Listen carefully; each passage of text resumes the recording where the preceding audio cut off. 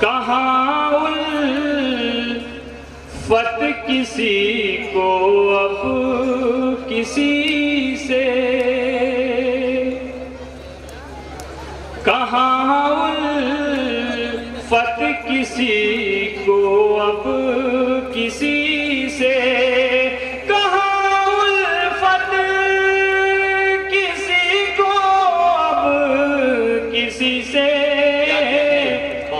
है नफरत आदमी को आदमी से। और शेर सुने, बहुत अच्छे, समझ पाते हमारे दर्द दिल को, क्या कहने, समझ पाते हमारे दर्द दिल को, अगर तुम भी लगाते दिल किसी से, अगर तुम भी लगाते दिल किसी से। ये शेर खास तौर से पढ़ना चाहता हूँ। पत किसी को अब किसी से।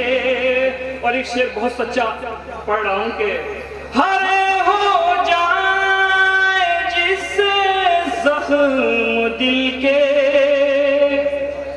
हरे हो जाए जिससे जख्म दिल के, भला क्या फायदा ऐसी हंसी से, भला क्या फायदा ऐसी हंसी से।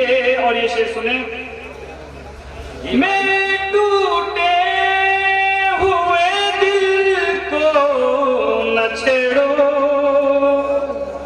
मेरे टूटे हुए दिल को न छेड़ो, परेशान हो गया हूँ जिंदगी